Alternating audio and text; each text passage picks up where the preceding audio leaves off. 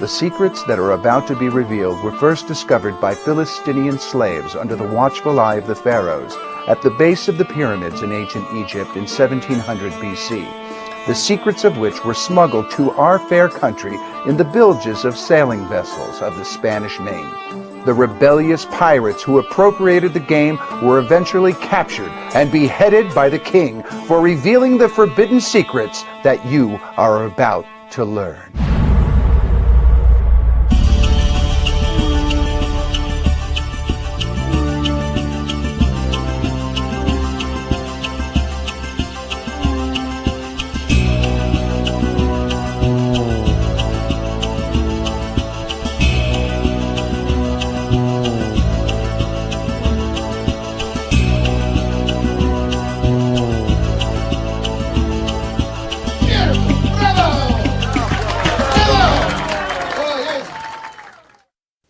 Welcome to today's lesson. My name is Jeff McBride, and here we are at the Magic and Mystery School in Las Vegas. The evolution of the routine that you're about to see started many years ago with my first little set of cups and balls and 3-shell game from SS Adams rack. I guess every magician starts working on a cup and ball routine, and over the years that deepens and evolves to become a very complex series of moves to master. We watch routines like Di Vernon. We watch masters with the 3 shells like Pop Hayden or Bob Sheets. And I wanted to develop my own routine with the cups and balls for the stage, actually. And as I was reading books on Di Vernon, I realized that he too had a problem. His director, when he was working on the famous Harlequin act, said the cups and balls was just too much to focus on for the audience. So he put away his cups and balls for that act, streamlined it down to the Conan ball routine. And I think during the Harlequin act, since he was kind of a white-faced clown, he wore it as a little hat, and the ball was almost kind of symbolic of the clown's nose. I worked with the Conan ball, trying to come up with a Conan ball routine, and studied various routines. Torkova had a marvelous routine that incorporated a Mohammed Bey billiard ball transposition in a glass. It was wonderful. But when I tried to introduce the cone into the show, people didn't know what the cone was. It was too esoteric a prop. It wasn't a prop that people were comfortable with. So I experimented with the chop cup for a while, and Al Wheatley, Chop Chop, had the Chop Cup made famous by Don Allen, and that just didn't suit me. The cocktail shaker kind of wasn't really what I was going after. I wanted something a little bit more ritualistic. So I had a Tibetan bell that the little clapper came out of, and I had another little kind of jingle bell. And this was interesting because every time the ball would vanish during the routine, I could ring the bell, and that was interesting. But I ran into some problems just with the variations of the routine. It wasn't satisfying to me, and I put a long time into that. I love the 3-shell game for what it offers close up, and I drill the Bob Sheets, boot camp drill, and love that routine. And then things shifted with me when Max Maven told me about the Rizvani routine. Rizvani, French-speaking magician, born in 1900, was king of the tomatoes. And he had little tomatoes and 2 little bowls, and his was a very kind of street cups and balls. He would sit on his on the floor with a magic wand, and it was a 2-bowl routine, and there was a lot of different feints in the routine where you weren't sure where the balls were, where the magician was placing the balls, and there was a lot of kind of confusion in the routine. It's a very beautiful routine, but again, there was a lot to focus on, and the way the Indian street cups and balls workers work, the moves are very fast, and the moves are kind of like, can you catch me kind of moves. And I didn't want that either. I wanted something that was streamlined. I studied some of the Benson routines. Johnny Thompson helped me with some of the routines.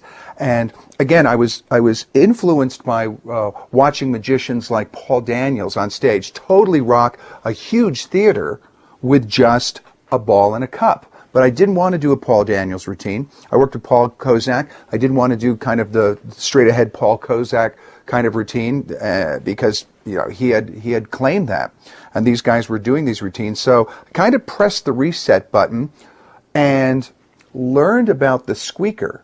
That was the key, the squeaker from Rizvani, and that's what I kept. He used some sort of a bird whistle or some kind of a warbler inside of his mouth that he would make chirping sounds. The Magic of Rizvani book that was translated by Daryl Fitzke in 1949, I believe, mentions that Rizvani made chirping noises and with this kind of whistle hidden inside of his mouth. And that was the key that unlocked the routine that you're going to see that evolved from my training in mask work, from my training as a mime, with all of the shell game, cups and balls, and chop cup, and all of the wand and ball, cone and ball manipulation I had amassed. I stripped it all down to just one ball, apparently, and one cup, and now you'll see the routine that's been evolving over a number of years, filmed live at a recent appearance at Hollywood's famed Magic Castle. Let's take a look at this clip, and then we'll tell you about the technique behind the routine.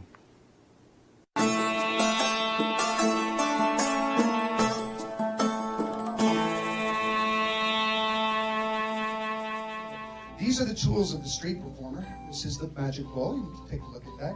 And this is a Commedia dell'arte mask. You step right over here, sir. These are the masks that were worn by street performers during the Renaissance, and they're still worn in some places today. Now, his name is Bravo. You meet him in a second. I apologize in advance for any antics. I just can't control this man. So we're going to step back in time to meet one of my favorite characters, ladies and gentlemen, Bravo. Hey, Bravo! Applause! Hey! Bravo! Bravo! Bravo! Hey! Beautiful, beautiful. Bella, bella, beautiful. No, ciao, buonanotte. Everything good, sir? Yes. Oh, very good. What's your name? Susan. Very nice. Nice to meet you. Is everything good? Yes. Oh, very nice. Anything wrong? No. Okay, very nice. Nice to meet you. Everything good? Oh, yeah. Okay, great. Okay. I have something. Whoa! Right. Whoa.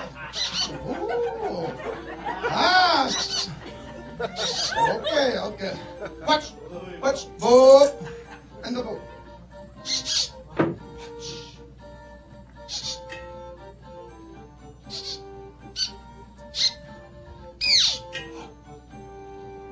Miracle! Bravo! Bravo!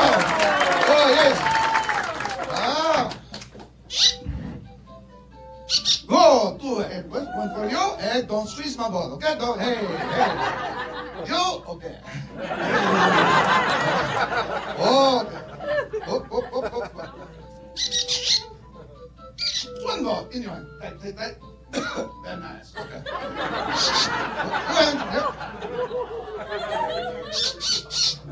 No move. Just one.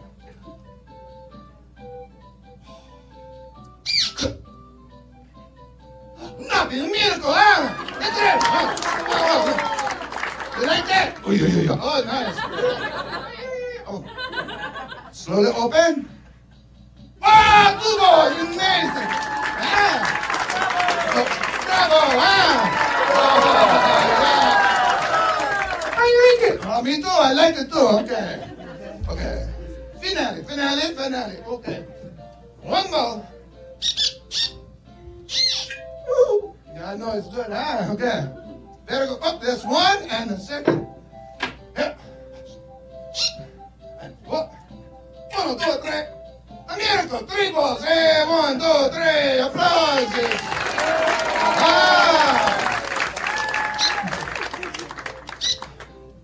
Whoa, bye-bye. Whoa, problem. Hey, whoa.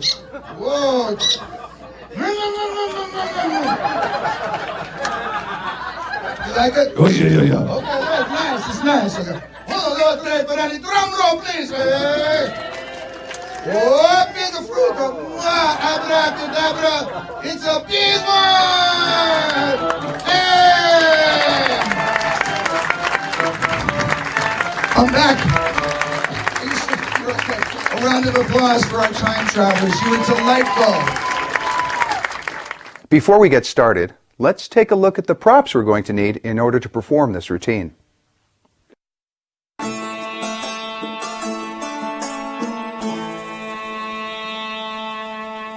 We have a lot of options when it comes to choosing bowls for the routine. You have glass porcelain bowls, you have metal bowls, plastic bowls. The important thing is really how they fit in your hand and that they're in proportion to the size of the balls you're going to be using. In my stage show, I use very large balls. For close-up, I'm going to use smaller balls. For impromptu magic, I might use crumpled up dollar bills or tissue paper balls. So different sizes for the different bowls. Now, one of the things you're going to want to try to avoid, as I found the hard way, is metal bowls with sharp rims, because when you set them down, they have a tendency to cut into a padded surface and to dent slick surfaces or to dent wood. So try to avoid bowls that have sharp metal rims. Try to get bowls that have folded over rims or softer rims. I've found that plastic bowls are really good to get started. You can go to most stores, Target, other stores that sell bowls and kitchenware, and get, this looks like a glass bowl, but it is indeed plastic, and it won't leave dents in the table, and it is very durable.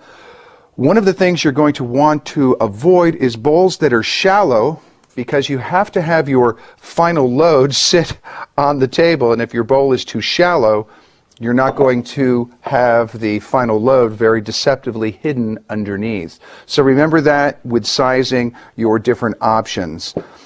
I've had used bowls in restaurants before, cereal bowls, soup bowls, impromptu situations, spontaneous situations where I wanted to do the routine with paper balls or with even grapes, anything I could hide or get my hands onto easily. So when you're starting, try to avoid the chinaware and the crockery. They only bounce once. I learned that as well.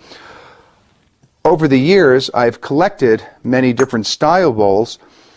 These bowls are interesting. These I picked up when I was in Hong Kong, because they have this little foot at the bottom that you can turn the bowls over with the magic wand. And that's something that not all bowls do. Even if they have this little ridge on the end, not all of the bowls will turn upside down very easily. And that's a feature that is nice. Also, the sound.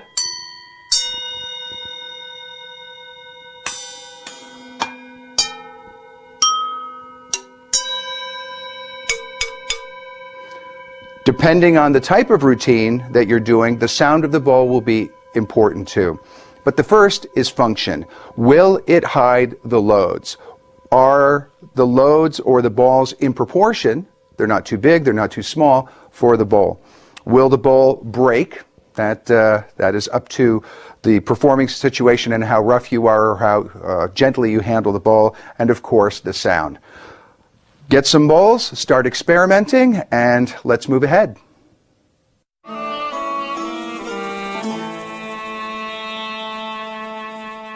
Next, we're going to look at the balls. There are many different choices that you have, many different sizes, colors, but let's look at the practicality. Many years ago, before the invention of nice sponge balls, the cups and balls workers, including Rezvani, used balls made of cloth that looked like tomatoes that were stuffed with human hair to give them a little compressibility. And this was because back in the day, many cup and ball workers would use moves where they slid them forward, much like the pea and shell game today. So they had to slide underneath. They couldn't be cork balls or harder balls. Nowadays, there are some sets that you can get, if you look around, that look like little tomatoes. I actually made some little fruits that look like little nectarines just by taking bright yellow sponge balls and taking a marking pen to them, an orange marking pen to them, and giving them some shading, and then putting a little spray of glue on top and taking a silk flower leaf and pressing that in, and that made them look from a distance like little fruits. So depending on what you want your sponge balls to look like, you can create them by taking existing sponge balls, coloring them to make them look like fruits. Most often, we're using regular sponge balls. When you first start, you'll probably use the small size sponge balls that we all really start with. Some things to be cautious about are the colors of the ball. Now, even though yellow is the most effective color to be able to really pop from the stage, sometimes, as we learned from Roy Benson by studying his work, the yellow or brighter color balls can flash even against the wand. That's why magicians like Roy Benson preferred the orange balls, because even if they caught a little flash, it still looked like skin. It didn't really shoot out or pop out or flash out at the audience. Even here, if I'm not very careful covering the ball and if I keep it in motion, you can't see like you can with the bright yellow ball. If you are working with two colors, like yellow and orange, or red and yellow or orange, be very careful when you store the balls that the balls aren't wet. Many of the super soft variety of ball, especially for the final loads, you have to get wet. And the colors are not color fast and they will rub off. So keep them separate in separate containers when you're traveling, and make sure the balls are really wet and really squeezed out before the show, and that gives them the maximum compressibility and the maximum expandability. So that's just a few things to look at when you are selecting balls. I guess what to do is just get a lot of them and experiment with them, and you'll always find places to use them and lose them, and you'll always have some spares. So let's move ahead and take a look at some of the other props you'll need.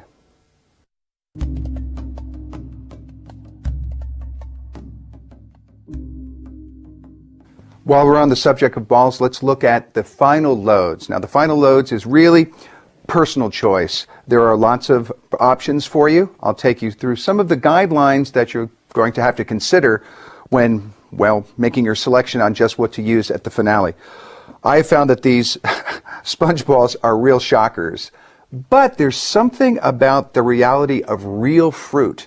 And I know that Di Vernon and other cups and ball workers, Bob Reed, talked about having fruit and 3 different kinds of fruit. I've talked with Michael Amar about this. A potato is a very funny object. A lemon, a lime, 3 different types of fruit at the end of cups and balls, very funny. Now, I usually limit myself to 1 load, or will cover multiple loads as well, but make sure that your bowl can actually cover your load because I've had occasion when I've had a load that was a little bit too big in an impromptu situation, loaded under the bowl, and you need a lot of heavy misdirection to try to get people's eyes and attention off of that the load is leaking outside of the container. So make sure that the weight and the size of your bowl can keep down the compressibility and the expandability of the ball that you're producing. Take a look at other options. Real fruit is great. Again, make sure that the bowl can, a quick check before you do it in an impromptu situation, make sure that the bowl is large enough to be able to take the final load. There, that's just about the right size. A couple of other things that I have found over the years that are a lot of fun. I've been using this quite frequently because it's easy to carry. This is the dumpling that changes to a hamburger. And this is a musing object, and it gets that kind of double impact at the end, that pow pow at the end, because first the dumpling, and these are reversible, and I got mine from Seyo Magic and Jimmy Kikuchi, and they'll be in the resourcery at the end of this project, so you can look at the list and track them down and order some of these. Order a couple at a time. Sometimes they wear out and you're going to want to have a backup. So that's the dumpling to burger. I love reversible loads. They're harder and harder to get these days. These are handcrafted by a man named Carmelo in Italy, and I get them from him when I see him or order some. And these are reversible fruits that change into flowers. I pack mine with confetti, and then I place it on the tip of my wand. You could probably work out a system like this with folded flowers, the paper flowers, with a little clip that you could load under your bowl, and maybe have a magnet here at the end, and then pick up a bowl a ball of spring flowers as well with a little metal shim in the end. That would create the same kind of an effect. So again, Carmelo handcrafts these. Foam magic at its finest. So there's a few of the options. Start off with something that's easy to carry. Make sure that you can get it in your pocket. Make sure that when it's being loaded into the bowl, that it's completely in the bowl and that the bowl will hold it down, so you have an impressive finale to your ball and bowl routine.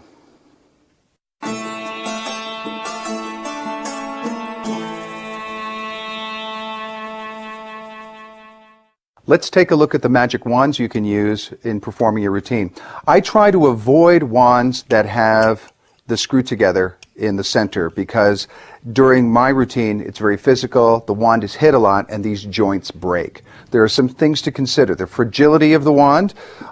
This wand has crystals at the end and is very delicate, but it is flat. And if my table is on a slant, a wand with a flat side will not roll off the table. So sometimes magicians, when the audience is severely raked underneath them, they'll tilt up the back of the table by putting some books or card decks under the edge of the table or tilting up the close-up mat. You're going to need to have a wand that won't roll. You'll also need balls that won't roll, and Roy Benson figured this out. He used pieces of sponge that were kind of cubed and cut at the edges so that they didn't roll like a regular ball would roll. Other things to consider are the tips of the wands and the length of the wand. I prefer a very long magic wand, a foot or more. Now, in some cases, I will be using a butter knife in impromptu situations, and there's ways to work with this, but I prefer the longer wand because I have a tendency to put it under the armpit, and if the wand is a short wand, it's a little bit harder to get to. Sometimes I have a tendency to put it here and I can't really grab it very quickly. So a longer wand, the better. Another thing about the wand that I learned from Eugene Berger years ago, when Eugene was first starting magic, one of his great pleasures was to come home from school and to clear his mother's vanity table and to sit in front of the mirror and practice his cups and balls all by himself. And that's where he learned the magic of solitude and the difference between being alone in solitude and loneliness. He was never lonely because he had his magic and he had his practice. But one thing he learned in the real world years later is that when you're out performing for the public, the cups and balls, well, there are 3 cups, you only have 2 hands, and the audience can grab for those cups, and that's where the wand might be a very effective little warning system to keep people back from getting too grabby at the cups. That's why I prefer the one bowl routine. It's because the audience can focus on just the action and it's not confusion. It's very clear what's happening. And the magic wand is there to direct the attention as well. One of the things that I have done in the past is I wrap a little bit of the same color or close to the same color on the wand. That way, if there is a little tiny leak in my fingers, if there's a moment of unconsciousness, and I have a technical flaw, that this kind of camouflages it. It's not as bad to see a little bit of red where there's supposed to be a little bit of red. And again, this is another technique we learned from Roy Benson, who used kind of a wand that matched the balls, the color of the balls that he was using. So this is something that I use. So if I'm doing a move and I'm using the wand, if there's ever even the slightest flash, it's camouflaged by the spiral that I put on the wand. Another thing that I like with wands is the white tip, the white tracer tip. I have found that wands that have darker tips are not nearly as effective for directing the attention on stage or in front of small groups. There's fancy wands and all of these kind of Harry Potterish type wands, but they don't have the white tracer tip that guides the eye for that contrast. So even though I do love some of these exquisite wands that I've collected over the years, I do find myself in performance drawn to the ones that have the white tips. So durability, the length of the wand, and the tip as well. In some situations, in some performing situations, I use chopsticks and a little Chinese rice bowl. And you can use anything that's at the table as a magic wand. A chopstick is very effective for creating the passes and to creating the direction of attention that you want, and also directing the attention away from the areas you don't want. At the dinner table, a very effective way to perform this: rolled up napkins or dollar bills, a little soup or a rice bowl, and a knife is just fine. You can do a lot of the moves with, you just have to be careful not to grab the sharp end of the knife and cut your hand. But there are some of the considerations for the magic wand in use with the ball and the bowl.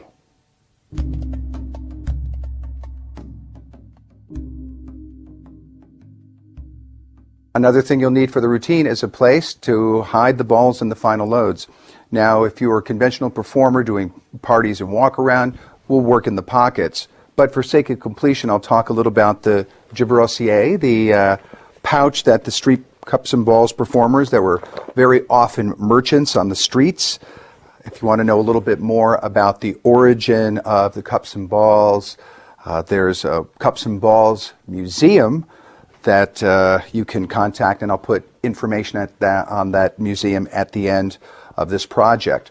This is a Cups and Balls pouch I've had for many, many years, and this is the classic kind of medieval or Renaissance fair street performer. It's made out of heavy leather. It's very bulky. It's very stiff, though, and the stiffness helps hide the loads that's in the center, so that the audience cannot see the contours of the loads. So you can use very large loads, and the audience is not going to see them bulge out. There are other Cups and Balls pouches on the market, one of the best being one that I got from Hank Lee. And it has lots of different compartments for thumb tips and different devices, for the squeakers that we'll be talking about in a minute. And one of the things that I do before I start the routine is take the balls and, again, put them in water and squeeze the water out. Believe it or not, this ball and this ball are the same size. This one just is dry and hasn't been placed in water. So these balls are really, really large. Now, when you're wearing a gibberossier or street performer's pouch, you can use very large balls and very large loads. When you're performing in street attire, it's better to use a little bit smaller balls that would go actually 3 here. So again, 3 on the right side of the pouch, and the final load, whatever you're going to use for the final load, is on the left side of the pouch in this situation. If you're performing in street attire, the final load would go into your pants pocket or back pants pocket. If it's in your front pants pocket, make sure that there is something stuffed in your pocket so that the load isn't all the way down at the very bottom of the pocket, that you can get in there and get out with it really quickly. So that's just a little bit about the pouches. Now, if you're first starting out and you don't want to spring a couple of $100s, because that's what some of the better street pouches go for these days, you can go to an apron maker that makes change aprons for waitresses and waiters that use in restaurants. Also, different balloon workers have different style aprons, but I found if you go online, we'll put some sources at the end of the project, and you'll be able to get something that's cost efficient, that will be able to give you an idea and a sense of what it is to wear one of these. And then you'll have the option, if you're working something that's more fancy dress or a Renaissance or more of a period sort of a theme, wear the pouch. If you're working an impromptu situation, of course, working in your street clothes. Just a little tip on pocket handling. If you are using pocket loads, sew your pocket flap down so it's not half in and half out all the time. It's a very common mistake, is when performers come out with a load because it's filled with the ball, the pocket flap. So either cut the pocket flaps off or sew them in, because that's a dead giveaway when you're loading, is the pocket flap half in and out. So I think that covers it. There'll be some resources at the end of the project where you can purchase these or order them or take a look at online and make your own choice.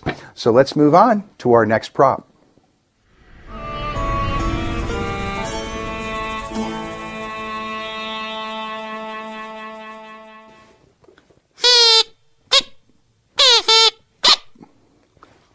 The squeaker and magic have had a very long tradition together.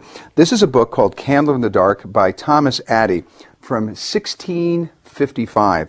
And in this book, he mentions the squeaker in the performance of a street show, of a street magician. It says, "A juggler, knowing the common tradition and foolish opinion, he called his familiar spirit in bodily shape. And to do this, he took a animal skin, stopped with feathers, and inside of it there was a spring, and it would jump up and down on his body, and he would bring forth his spirit into this." So in this book from 1655, you see a kind of recording of the very first Rocky Raccoons. But one of the things that modern performers are missing is that they made noise to attract the crowd. They would use a squeaker or a swazzle. Actually, they would use something that was more like the bird call.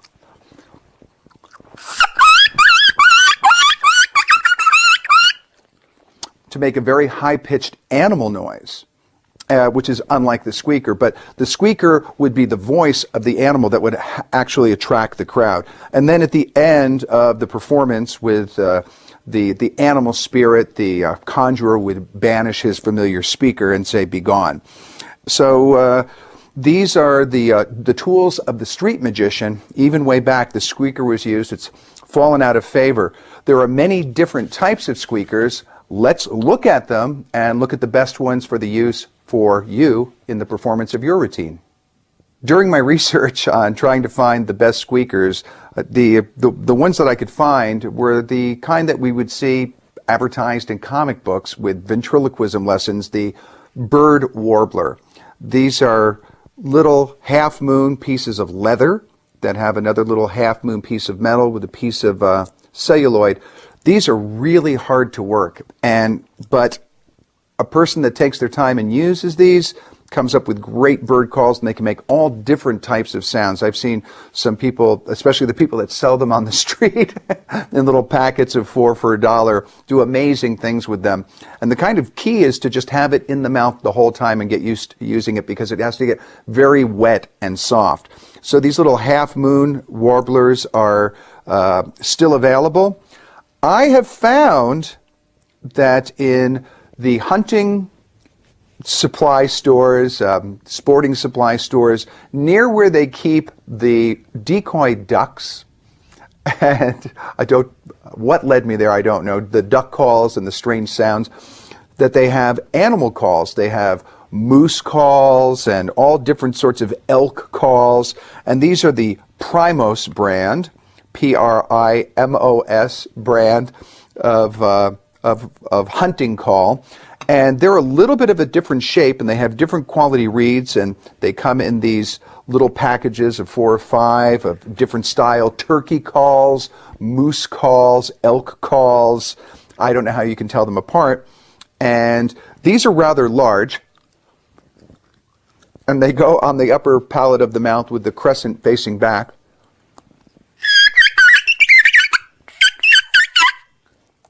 These are really loud, and unless you're really good at it, it sounds like a dog being backed over by a car. So they're really they're really shrill, but for the right situation or the right routine, they are incredibly loud for street performers to be able to call over a crowd.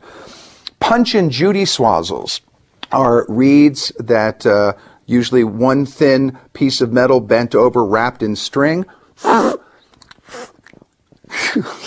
These are really hard for me to work too. I remember a very funny story about Pat Page, master magician from England, who was a Punch and Judy worker, was performing for the Queen of England, or so the story goes. And he was performing the Punch and Judy and making all the strange sounds accompanied with the Punch and Judy whistles or the Punch and Judy swazzles. And as the story goes, the Queen said, "How did you make those incredible noises?" And he says, "Well, I have a Punch and Judy swazzle." And she said, "Let me see it." She goes, "Oh, that's so tiny, you could swallow that." Pat Page said, "Yes, this one's been through me 3 or 4 times. So a little bit of the lore of the Punch and Judy swazzle. And like I said, these things are in your mouth, so be very careful, because if you swallow them, they'll hurt. twice. Other types of swazzles I've collected from street vendors at festivals down in South America. Often these come with a piece of string because the people end up swallowing them and they have to pull it up on a piece of string. And then, which brings us to the modern invention, the McSqueak, or the double reed squeaker. The McSqueak come in two sizes, the very small size for the very small or shy mouth. And again, they're placed in with the wide end towards the front, just behind the teeth, and pushed against the roof of the mouth. I'm going to show you that placement with a larger one, if we can get a close-up.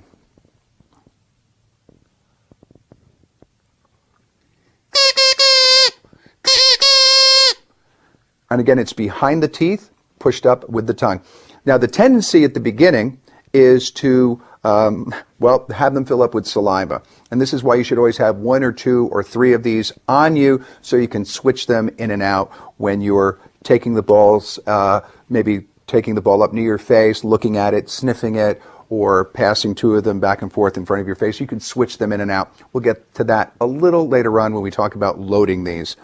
So there are some of the options. Another option is the hand squeaker. This is a double reed hand squeaker, and sometimes people use these in sponge ball routines. I have found that they are cumbersome and get in the way of the sleight. So even though it takes a little bit of work to get natural with the squeaker in the mouth, the sound misdirection that this will create with a sponge ball is twice as effective as without the squeaker. So get used to it because it's going to really enhance the magic routine. So let's move on. Eugene Berger uses a hand squeaker when he does his routine, and I've seen Brian Gillis and Eugene do a very funny gag where after they do this and the layperson, the audience participant, can't get it to squeak, and they get it to squeak, and they get it to squeak again. They show the hand squeaker, and they squeeze the hand squeaker. Then they hand the hand squeaker out. When the person goes to squeak the squeaker, it doesn't squeak. And that's because they've removed the double reed from the end of the squeaker and have another one in palm. So when they start the routine, they have their hand off the table or under the table. With the fake squeaker, then they expose the squeaker, squeak the squeaker, simultaneously squeaking the other squeaker, and then hand that one to the audience, and it's just not their day. There are a couple of other great sources for squeaker gags.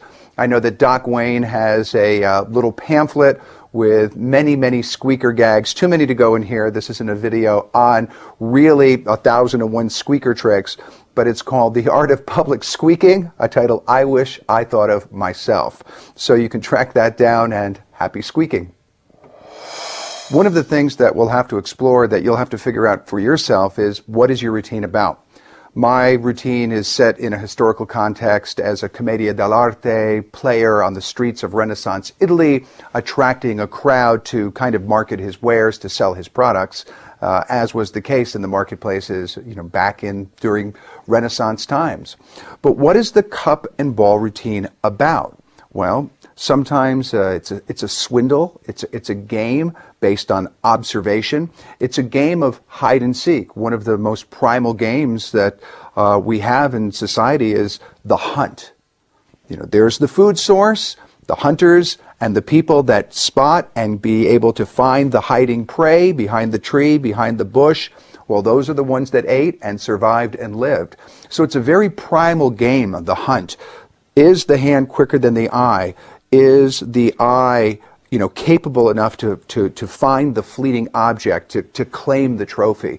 And this is a premise that swindlers and con artists and magicians and hucksters have preyed and played upon humanity since time immemorial. So those are some premises for this. It is about the hand is quicker than the eye. And there are historical premises. Many magicians frame it as one of the most ancient tricks from the ancient pyramids, and there are many legends surrounding it. Not enough facts, Bill Palmer says, from the Cups and Ball Museum. But the very fact of the matter, it was a game played on the streets, often for money and often rewarded by money.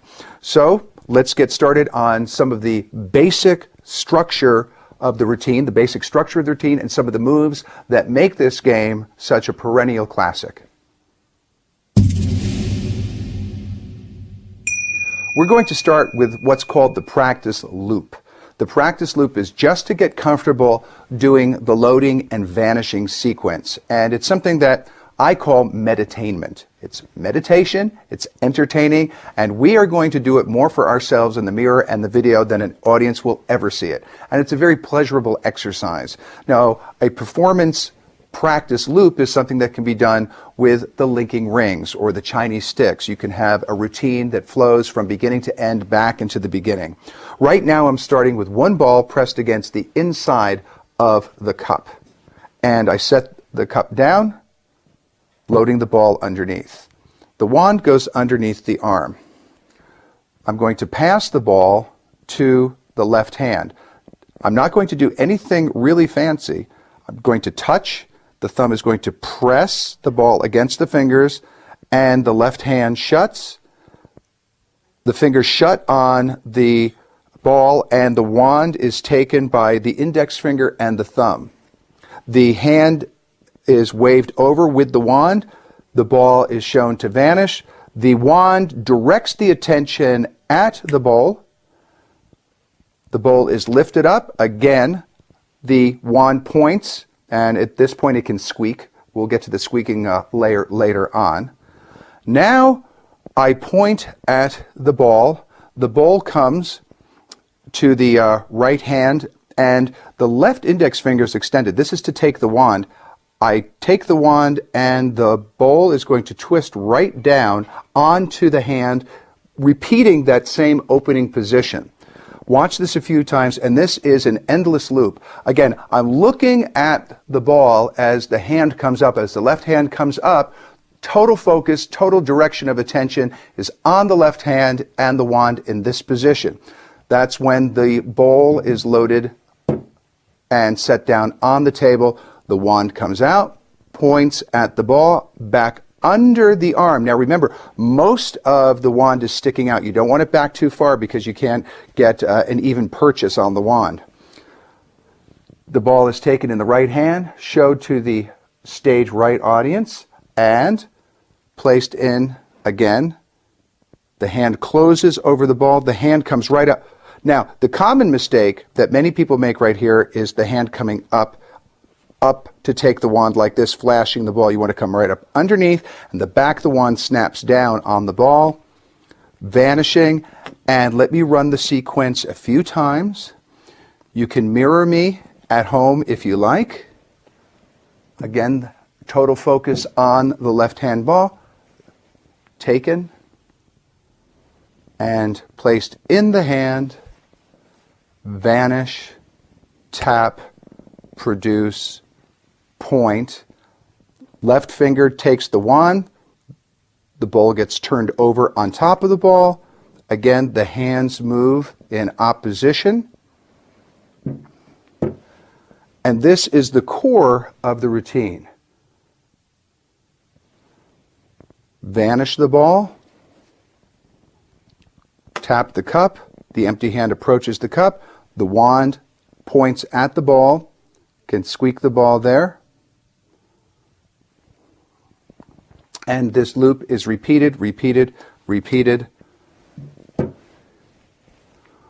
1, 2, 3, 4, 5, 6, 7, 8, 9, 10.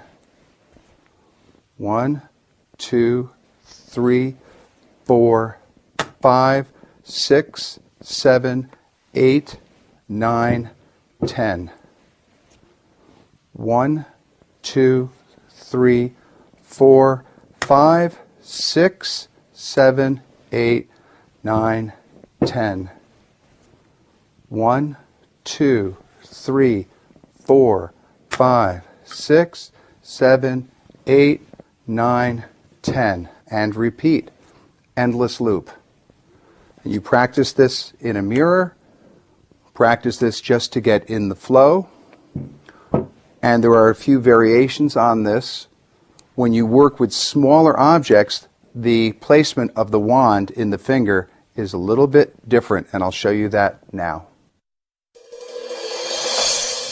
Using smaller objects, you can utilize slightly different techniques. I'm going to start with 2 balls. Both balls are going to be in front of the chopstick. That means the chopstick is behind the balls. This is important. I can show the bowl empty, set it down, stroke the tip of the wand, produce 1 ball, set it down. As I pick up the bowl, the hand can immediately load the bowl with the wand inside the hand. Because of the fact that the ball was on top of the wand, I can load it right in. Again, the hands move in juxtaposition, kind of counterbalance. In some of the routines, like the classic Rezvani routine, the ball is held in the same hand as the magic wand. And this is true in many contemporary street magician routines on the streets of India where they do the cups and balls. The hand that holds the wand is the one that holds the ball at the same time. So it's not like the ball is placed and then the wand is picked up. It's very economical, as it were. The ball is picked up with the wand, placed in the hand, and then the wand is waved over to have the ball produced again. And again, when the bowl comes back over the ball gets loaded in as the ball gets picked up. So this is a practice loop with a smaller object and a slightly exposed view.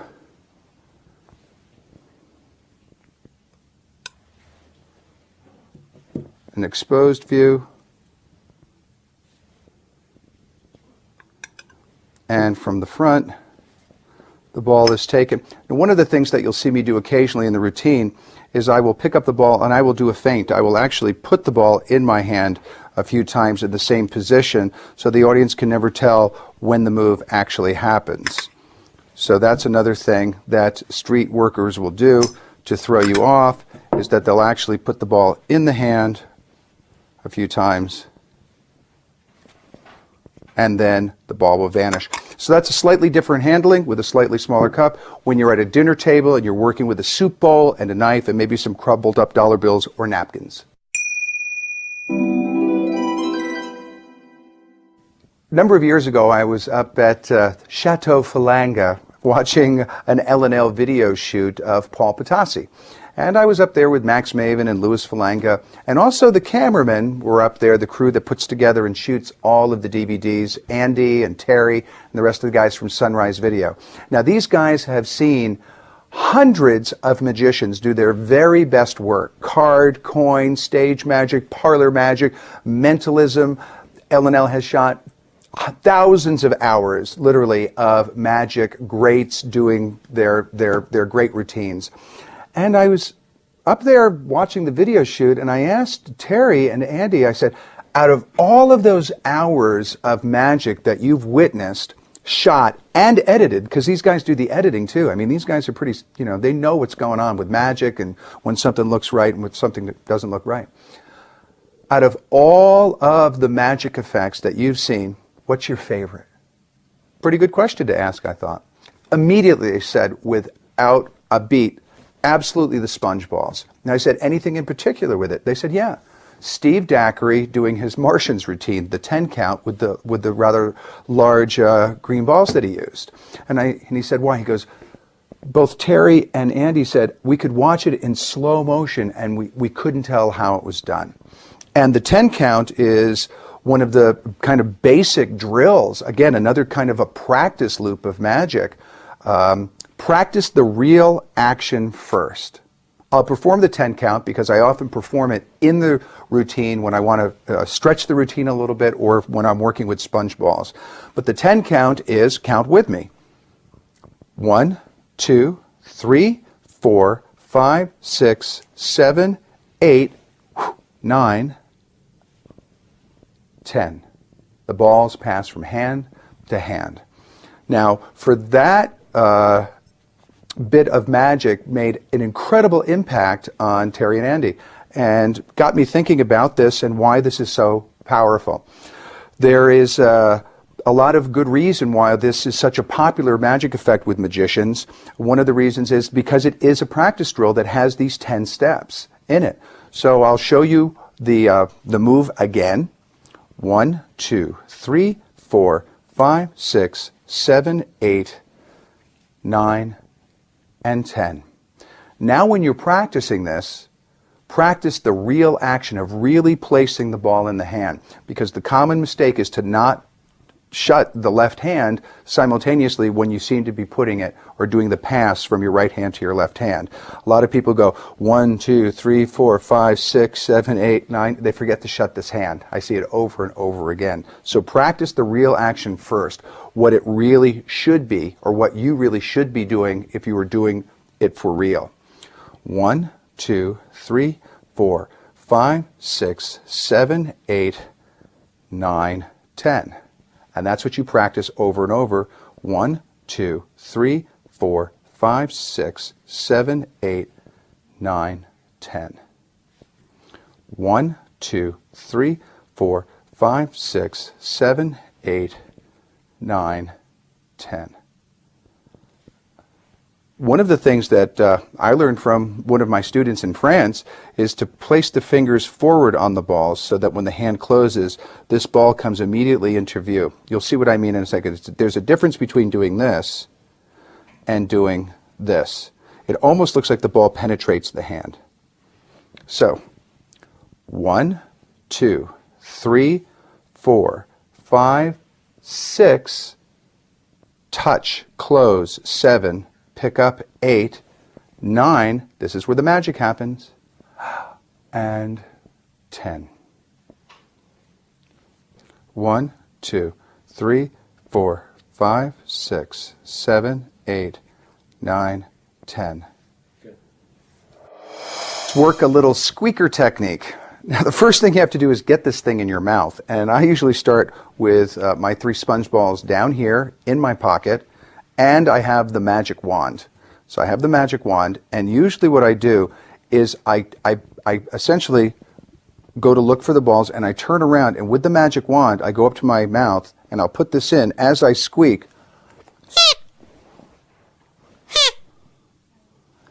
So again, I have this, and I'm going to be patting like on my side. This always gets a laugh. I pat here, and then come around. Now the hand reaches in and grabs 2 balls. And remember, I'm going to be holding one against the wand. Set that down on the table. Again, the squeaker has the thin end towards the back of my mouth and the wider end towards the front, just behind the teeth. Loading the ball. Squeezing, picking it up, showing the ball, squeezing, placing it in the hand. Now you notice I did a higher squeaking sound there. It was a low squeak, and then I squeaked it hard, and I'm going to keep that illusion. Watch what happens here.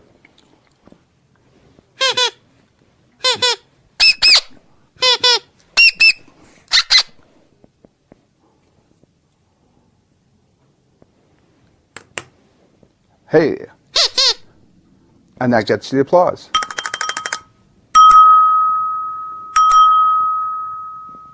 Again.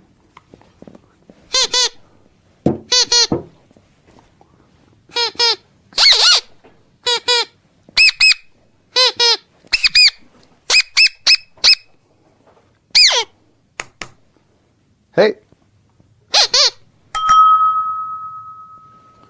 So I'm effectively my own orchestra with rim shots and little squeak sounds and drum rolls and all of that together. So that's some of the basic squeaking technique that you're going to be using during the course of the routine. Again, the audience is going to be thoroughly convinced that the ball is in your left hand, or right hand if you're left-handed.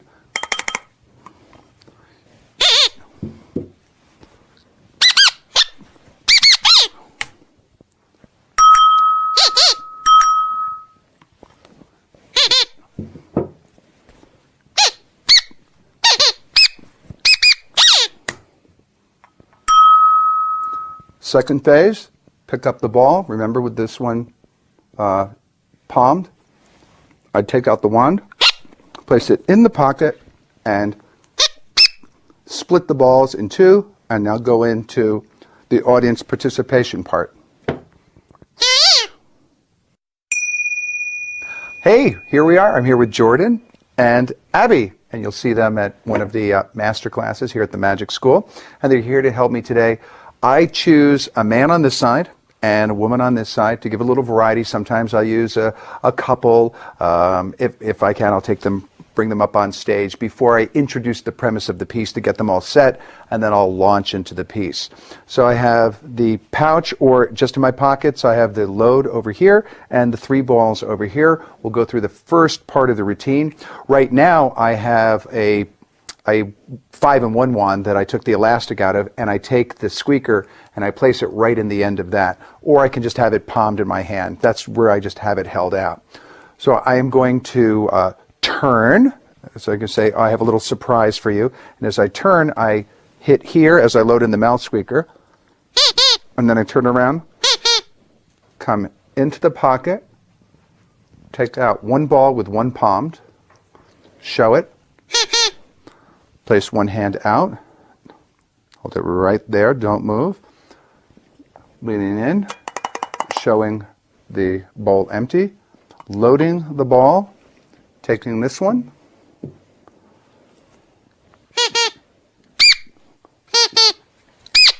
and vanish, and applause.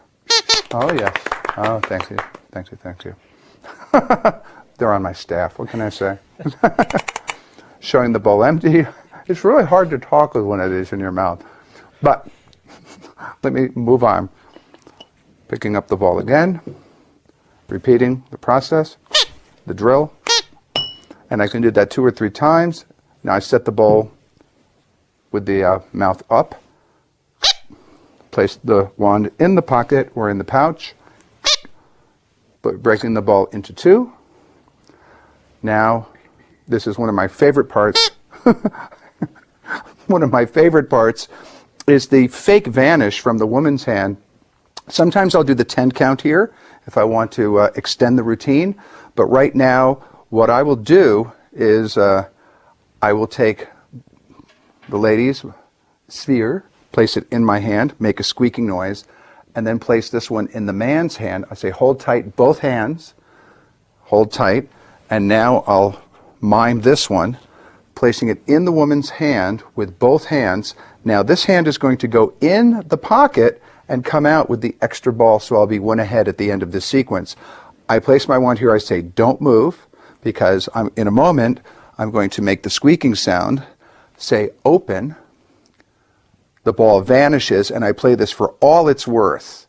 And I've never had the participant, the woman here, go, oh, I didn't have a ball or anything, because they don't know what to expect.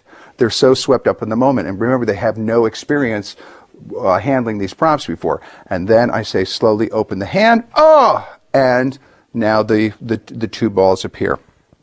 So now I'm actually 1 ahead, and I'm going to show the ball empty again. Place 1 on each hand. Load the ball. Let me get my squeaker out of here. Take the first one, vanish that. It goes in to the cup. Repeat the sequence. I'm loading the second ball in. Now the wand goes down because I'm going to go get the load ball out of this pocket.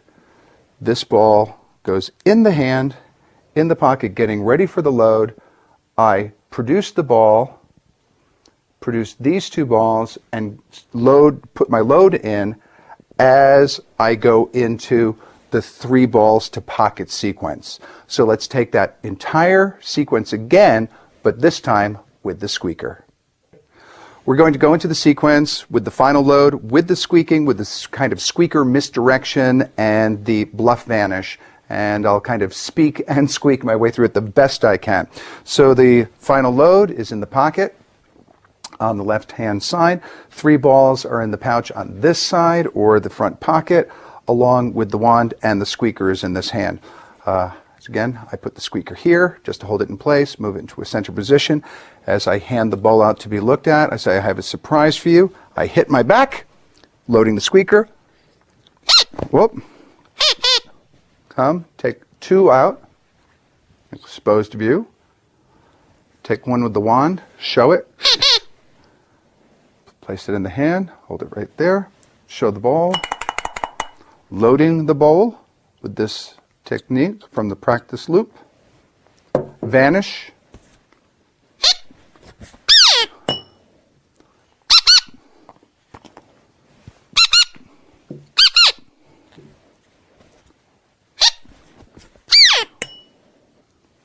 Second time, setting the ball face up, taking the wand out, placing it in the pocket, getting ready for the one ahead because I have another ball in there. Splitting the ball into 2 in the lady's hand and the man's hand. Getting ready for the bluff vanish.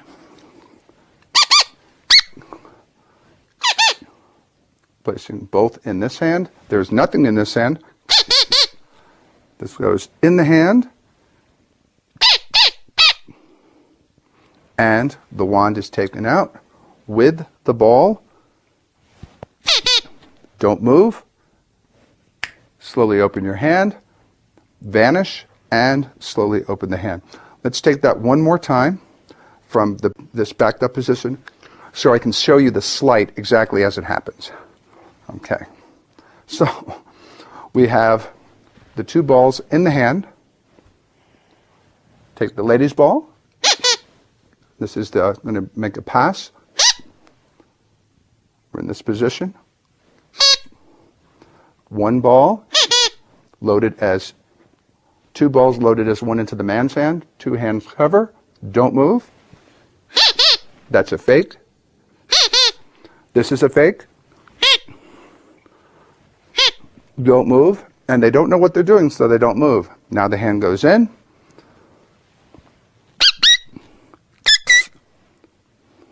Open, slowly open, 2 balls, and now we're into the final sequence.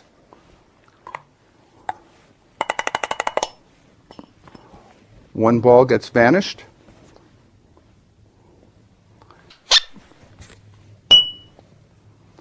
And the second one.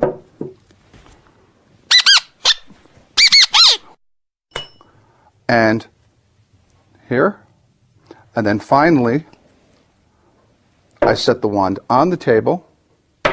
This ball is taken past into this hand, actually retained. This hand grabs the load as I take off the top ball and then tap 1, 2. I have my load back here. The bowl is going to come right to the load and I pick up 1, 2, 3 like that and load. And that is the loading sequence. And now we'll take the repeat ball sequence.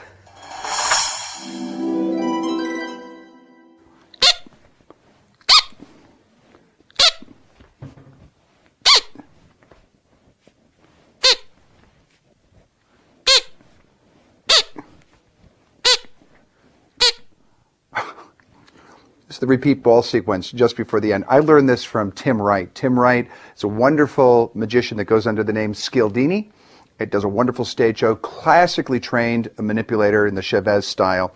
And he has a wonderful DVD called Balls. And it's on his billiard ball manipulation.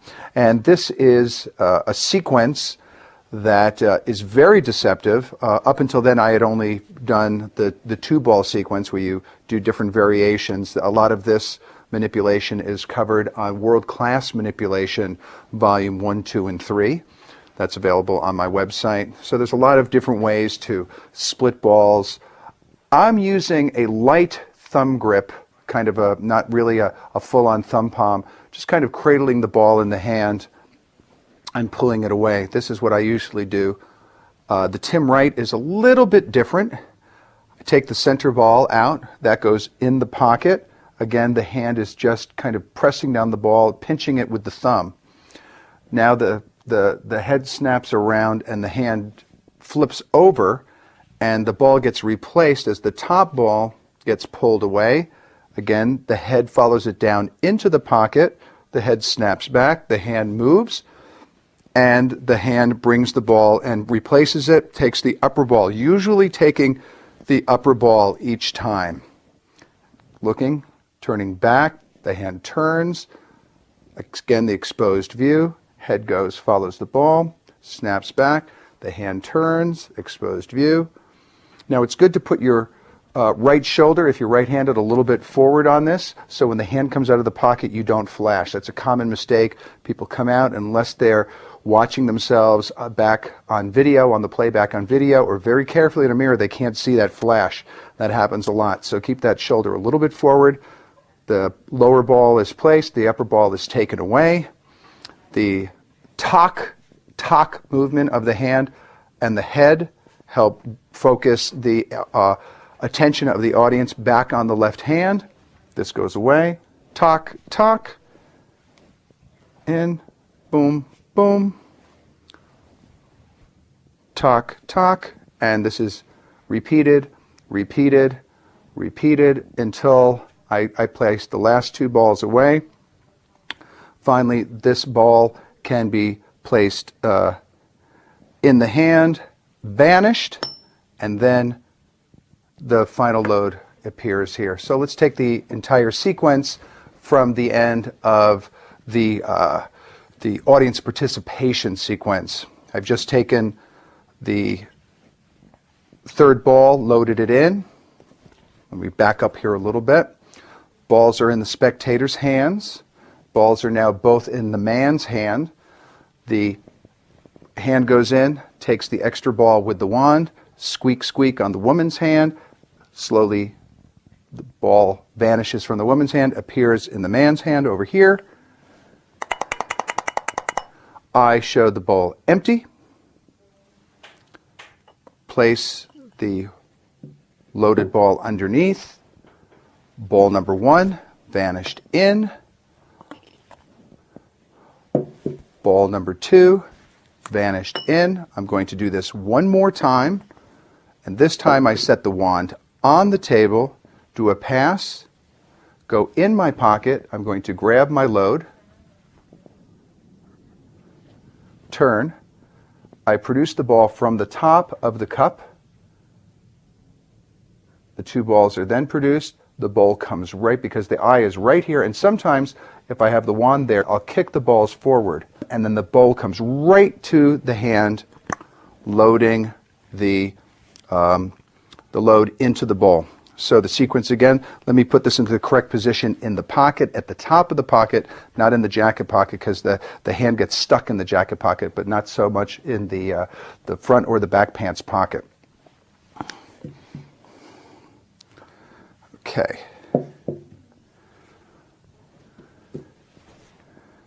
Vanish. Production. One last time. This ball gets placed in the left pocket, grabbing the load, produce the ball with a squeak. These two balls rolling down towards, that'll get the eye to follow them. And again, I'm not bringing the load to the bowl, I'm bringing the bowl to the load. And that's what's wonderful about the bowl as opposed to a cup and ball, is that the cover, the width of the bowl is so much more cover for the load going in. Now the three balls come up off the table. Again, misdirection. The bowl is laid down on the table with the load. We go into the squeaking sequence with the three ball repeat. Finally, the last two balls are placed inside, and I can say drum roll. I can vanish this ball and have it change into the final load just like that, and clean up by setting the ball down. So to recap the finale, we have the load in the left-hand pocket. We have the 3 balls here. We've begun the routine by taking 1 ball out, showing the bowl empty, loading the first ball. We do the loop as many times as you think the audience may enjoy your particular presentation of it. I usually do it 2 or 3 times. That sets the premise. Setting the ball up, splitting the ball in half, going into the 10 count, or the audience situation where I have the woman hold 1 ball, the man hold the other ball, getting 1 ball ahead in the audience participation sequence. The ball vanishes from the woman's hand, appears in the man's hand, and we are 1 ahead. That's why the wand goes in the pocket or the pouch. Balls go back onto the participant's hands, showing the bowl empty, load 1, vanish with a squeak, squeak, squeak, loading 2, second, and that's the complete sequence. Now I'm going to take 1 ball away, cover 1 ball, set the wand down, show the ball, do a fake place into the hand, a pass. This hand goes into the pocket under the guise of it's going to fly back. I produce 1 ball, pick up the wand, produce, hit 1, 2, and then kick them forward. Whoa, look at that. And the eye will follow the balls forward into the wand. Pick up 3, simultaneously loading. And now I'm into the 3 ball repeat. Squeak, squeak, squeak, squeak, squeak, squeak. And I do this until the audience starts to laugh, and they will. I can place all 3 balls away. 1, 2, 3. And the final load sequence. Welcome back, Jordan. Jordan's going to be helping me with a variation that I learned from Johnny Thompson, the Johnny Thompson load variation. Johnny, on his L&L videos, it was, I think, 4 volumes of wonderful material from L&L. Okay, he's a real master at what he does. He has figured out a really great moment to work with a participant to load the bowl. And that is, he has the load in his left pocket, or he's seated at a table. So the tire handling changes when you're seated at a table. So he's 1 ball ahead, and I can show the ball, vanish the ball, it reappears, do it again. Here's the second ball. And now I have my participant place out their hand. And I say, you're going to hold 1 ball. And I actually place in 2. Right? The other ball, this other ball is going to go, and I show this very cleanly empty, from my hand, from my pocket. It's going to fly right under the bowl. And now he picks it up and he goes, it's not here. Oh, where is the ball? Open your hand. And while they're opening their hand, that's where he does the load. You see? Mm-hmm. And now he goes into a final sequence where he takes these balls or vanishes these balls, and he has his final load. But he uses the audience direction of everybody looking over here to put in the final load. Right at that moment, everybody's focus is right there. So that's the Johnny Thompson variation. Work on that, play this clip in slow motion, and work it out.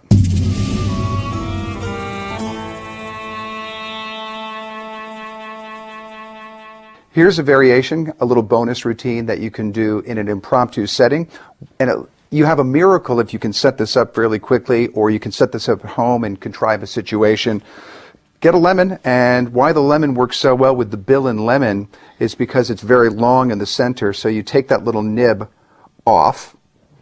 Take the little nib off. Well, maybe the knife will help me. All right. And now take a pencil and make a nice long hole indentation in there and taking a dollar bill, and I get $2 bills that look fairly like each other. I'm going to rip the serial number of the upper left-hand corner off, my upper left-hand corner, and I'm going to rip this all the way off and then roll this down into the tightest little bundle I possibly can, because I want to slip this inside that lemon and then re-glue the top. So this is going to get all rolled up and slid back down inside Mr. Lemon. And then with a little crazy glue, I'm going to put back on that nib. And that's the detail, is really tossing that lemon around and showing the folks that it is indeed a real lemon. And push it in there good, because you don't want that crazy glue getting caught on that paper. You just want it on the lemon itself. So take a little bit of that crazy glue,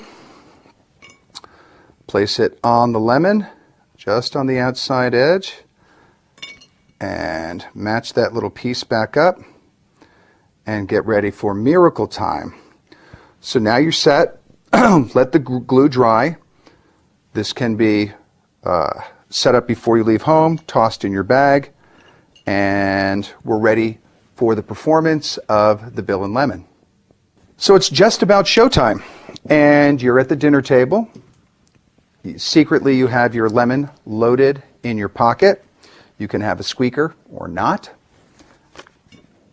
And we are going to be using a knife and a dollar bill. Now, you have an extra dollar bill rolled up, and this can be in your pocket or on your lap. This is usually a sitting at the table sort of a routine.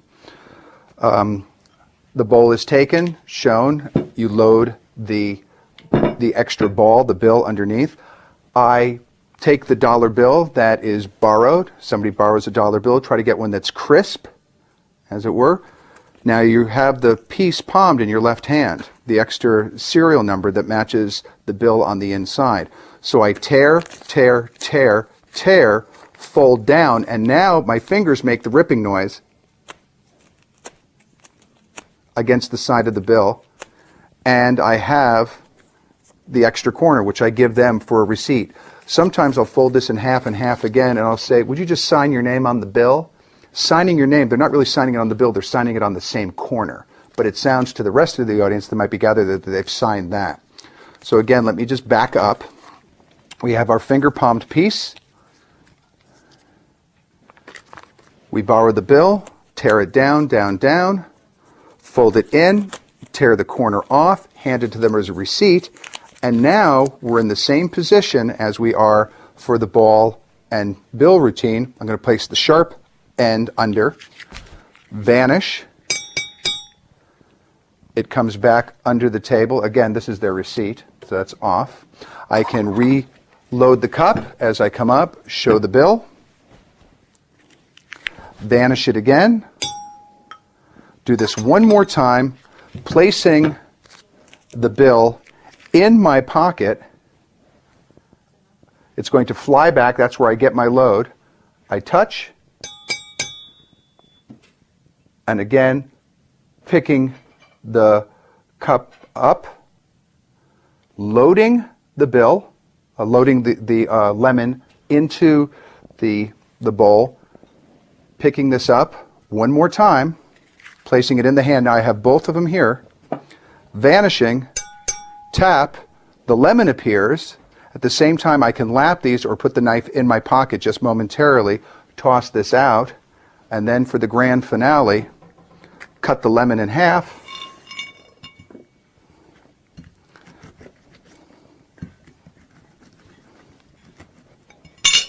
split the lemon open. They see the bill inside. Let them remove it.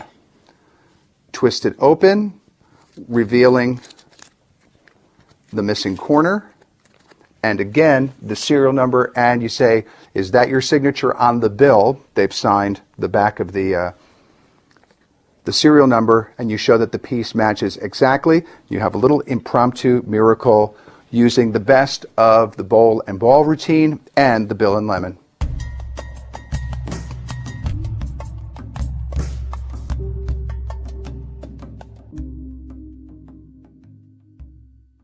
A few more resources for you. If you can possibly track down The Magic of Rizvani, Maurice Sardina wrote up the book, and it was translated by Daryl Fitzke. It's a wonderful book.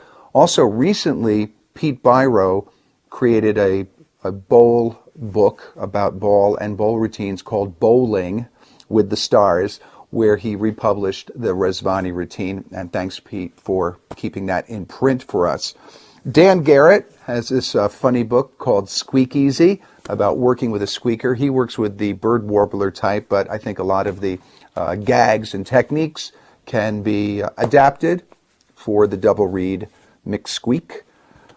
Tom Stone has a wonderful routine with an amazing finale that I worked on for a long time, and well, part of my search and my quest for reading everything that was out there on the bowl routine, Tom pointed me in the right direction, and he has some wonderful work and a startling vanish with a magic wand and a special little gimmick. So definitely want to check out this book. Levent's book, Benson by Starlight, is a wonderful source of inspiration and has lots of ideas with Roy Benson's work. Johnny Thompson on his L&L set has a wonderful impromptu bowl routine, and on the end of this project we'll have a list of resources for you serious cup and ball workers out there. I'd like to thank a few more people for helping inspire the creation of the Bravo Bowl and Ball routine, and that's Robert Parker, who's a wonderful composer, a musician, a magician, and a teacher. He composed the squeaking pantalone music custom for the show. When he saw me perform this effect, he said it needed music, and he was the man to write it. So thank you. Thank you, Robert Parker. And also I'd like to thank Wayne Dobson. Watching his A Life in Magic and Dobson's Choice TV series, a great collection of close-up magic, but also in here he performs his famous ventriloquism bit. And I incorporated that into this, and thank you for the inspiration on that. And I hope this inspires you to create your own original routines. Next up, a little bonus footage shot by our friend Morgan Baum of my cup and ball routine shot live at the Wonderground in Las Vegas. That's our monthly art and magic celebration. Let's take a look at this.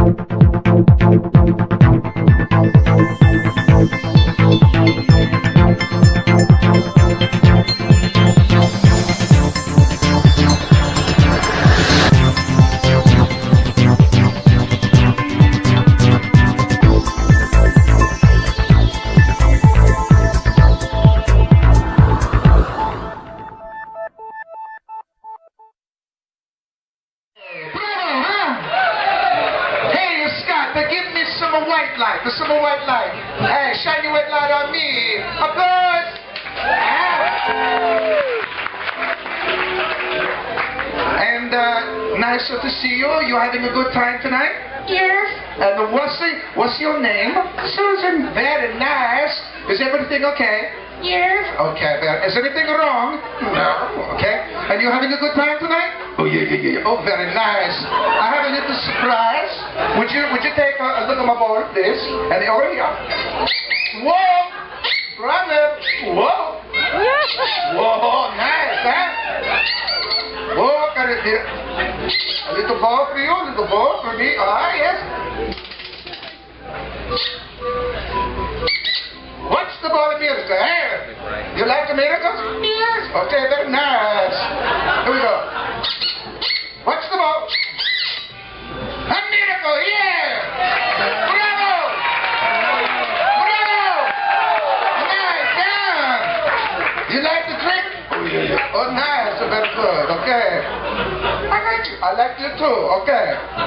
Whoa. Whoa, two balls. Nice. Nice. Huh? Okay, place out your hand. Very nice. Smile now. Smile. Don't squeeze my ball. Not yet. Okay, no. You, I like.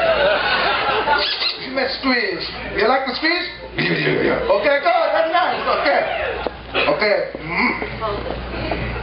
Prestidigitore, prestidigitore, anachronismo. Yes, I know. Hold the ball. Squeeze my ball. Squeeze it, but I like it. I like it. Oh, stop. No movement, right? You take, and this hand, right here. Don't move. No, no, no. Okay, okay, it's okay. Oh, slowly open. It's amazing, huh? Oh, yeah. Oh, you like it? Yeah. Slowly open my hand. Slowly. Oh, good. Turn your head. Very nice. I like you. I'm not a funny guy. I am. Okay, that's nice. Okay, we do it. Oh, here we go. Why is there something here on the ground? Hey, on there. One, whoa, and the one, and there it is. And nothing here. Oh. And do it. Incredible, huh? Bravo. Oh, yes. I take one. I place a one, and a one, two, and whoa. Three, I love the three oranges. Oh, take one. Oh, problem. This is good shit, huh? Whoa. Hey, Squeak, you can't do this, you know? Squeak, you can't do this. Whoa.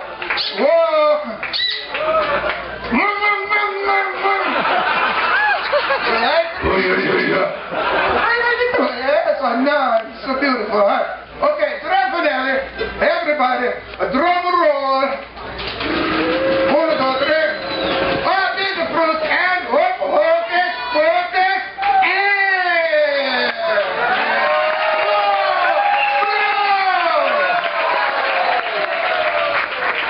bravo.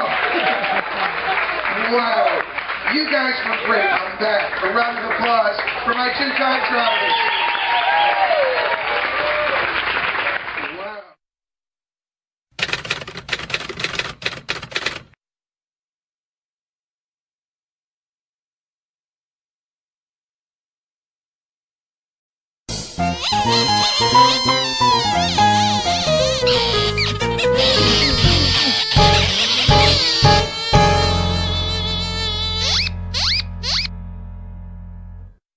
Welcome to part 2 of Squeak Technique and the Bravo Ball and Bowl routine.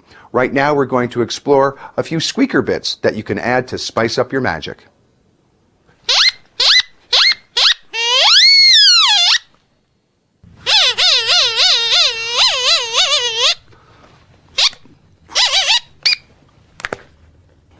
You can add a squeaker to the sound of a dancing cane even over the existing music you already use. And you can also use the waltzing Matilda. This is sold by many dealers. Steve Dushek had it on the market, but I get mine from Bob Little from Hatboro. He was the one that I first saw use a squeaker to create and animate the sound effect. And the combination of the movement and the sound is real magic. This operates on a spring, on a kind of a clamp that goes on your thumb. The wire is very special, painted black, and the silk is very light. I suggest that you don't try to make one, that you get it from your local magic dealer or from Bob Little in Hatboro, Pennsylvania.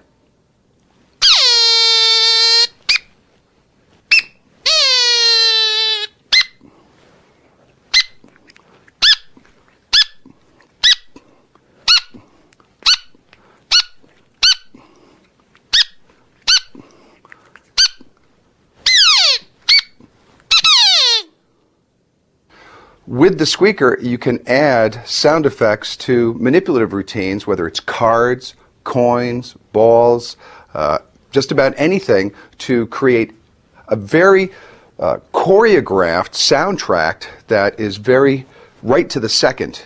So you can have a piece of music playing in the background and choreograph the squeaker with the movements. The simple thimble routine that I did is I had 4 small thimbles. I get mine from Joe Mogar. And those are up the sleeve. I make the squeaking sound. The thimbles drop out of my sleeve into my hand. Gravity will just bring them there. And then I make a squeaking sound, take the thimble off. I have the 3 nested here. And then I do the jumping thimble, which for more thimble technique, you get world-class manipulation. Volume 1, 2, and 3 has a lot of the thimble technique on it. So I do the thimble, jumping back and forth, squeak, squeak, squeak. Take it off into this hand, the left hand, exposed view. Multiply it into 2. The exposed view is I'm getting ready here for 1 to jump over, and then to the second one to jump over as I put it in thumb palm. They can jump over again, again the exposed position. I come and pretend to take the 2 thimbles off, and now I have all 4 loaded in my right hand. Vanish, produce the 1, and then the 4. Another good resource for thimble manipulation is Shoot Ogawa as well. But the thing I wanted to talk about mostly is even if you just utilize 1 thimble,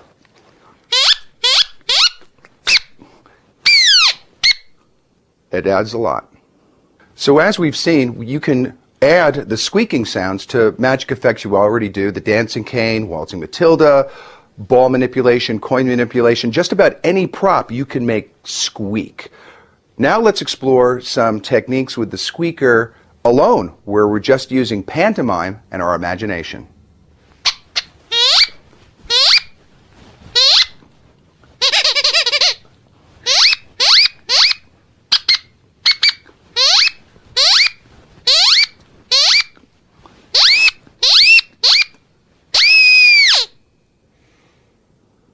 Well, the explanation for the wall is really just practice. You can practice against a real wall. It's isolation. What I'm utilizing is years of mime technique that I have learned from studying at the American Mime Theater and studying with mime teachers from all over the world. But adding the sound effect of the wiping the wall, I can do it with my with my throat as well, or with the squeaker. It's much more powerful with the squeaker.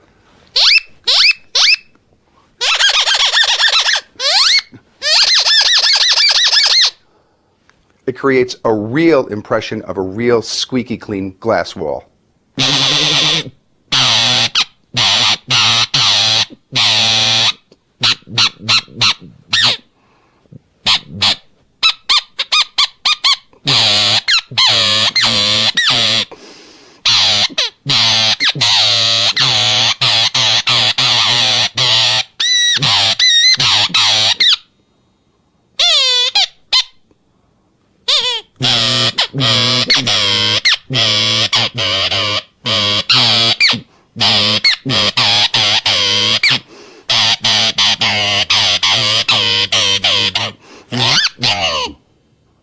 The great mime, magician, and teacher Leland Faulkner and I were spending time at a magic convention recently, and he taught me how to put a little bit of a vibrato in the squeaker to create more of a mechanical sound. Instead of just squeaking it,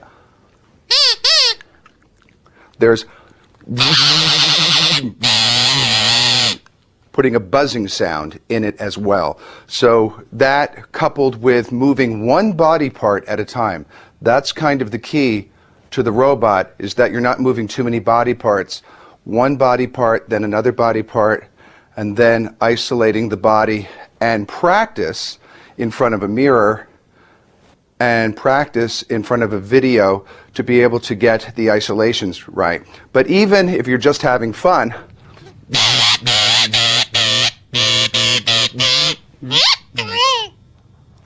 the squeaker can enhance any kind of eccentric dance routine that you might come up with.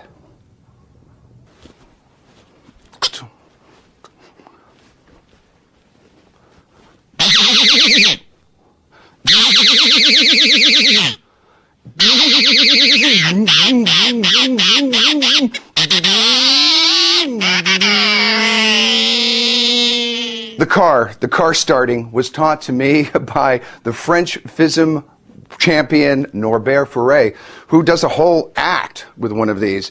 And it was challenging me to get, but it's creating this kind of tremolo effect inside of the chest.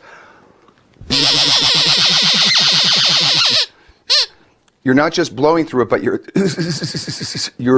you're puffing air in and out, mostly out. Just always breathing through the nose. You don't want to swallow this thing.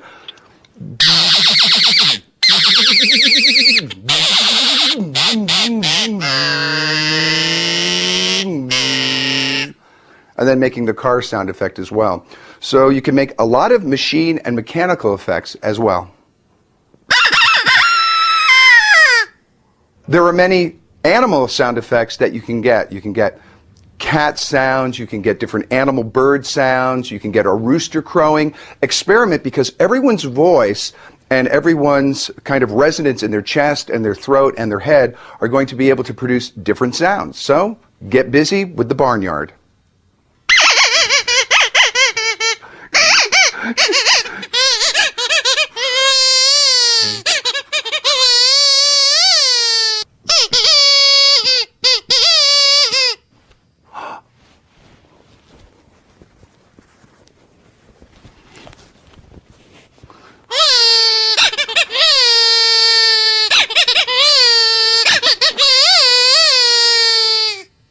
I've been experimenting with shipography for many years, and I found that the squeaker is a way to enhance some of the impersonations or some of the characters that you can create with a simple piece of felt. There's many good books and some resources available on the internet on shipography, but one of my favorites is The Baby Cry, and it's one of the audience's favorite too. So you can laugh, you can cry, you'll come back, you'll love it more than cats.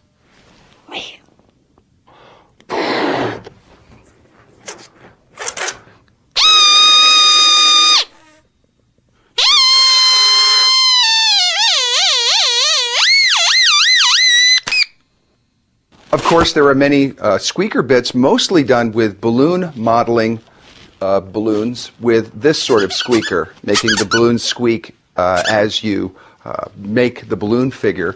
And this is a funny bit that you can do with a squeaker and a balloon, just because most people know how to make squeaking sounds with a balloon. And you just keep the sounds going until it's absurd.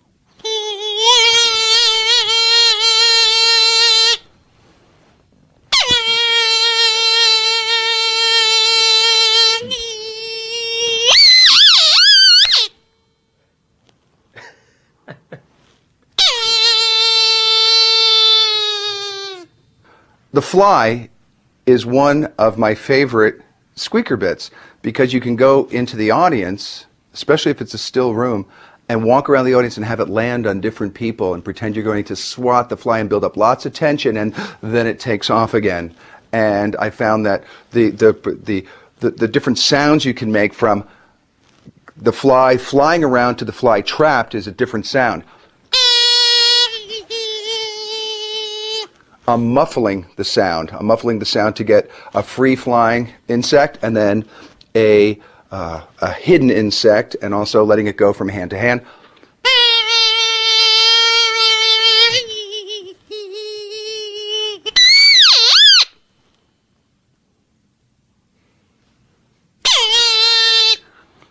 Because there's this moment when the audience goes, "Oh," for the poor fly, and then all of a sudden there's this kind of resurrection as it flies away. You can also, if you do this very quietly, you can get it to sound like a little humming mosquito, but it's a very subtle effect as well. It's not as it's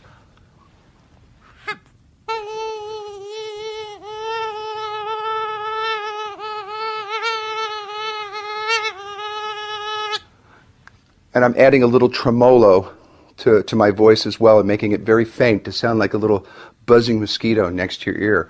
So those are just few of the squeaker bits that you can experiment with. I'm sure you'll come up with more.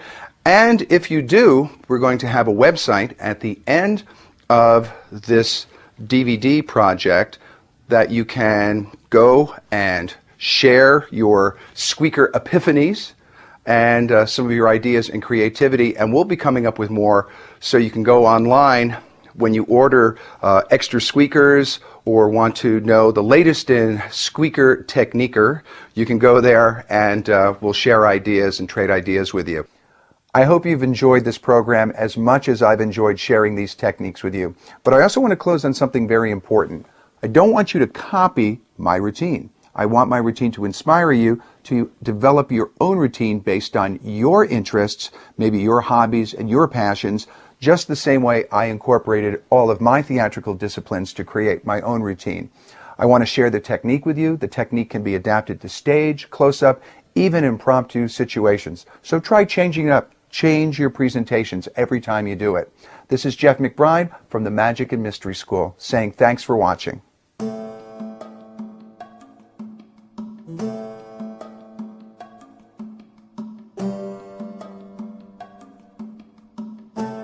There's a lot more magic waiting for you at the Magic and Mystery School homepage and magicalwisdom.com, which lists all of our classes and also our free online magic magazine, The Secret Arts Journal, as well as the Pep Talks, performance, entertainment, and philosophy filmed live at the Magic and Meaning Conference here in Las Vegas. Also, 24-hour magic broadcasts on McBrideMagic.tv. We'll see you there.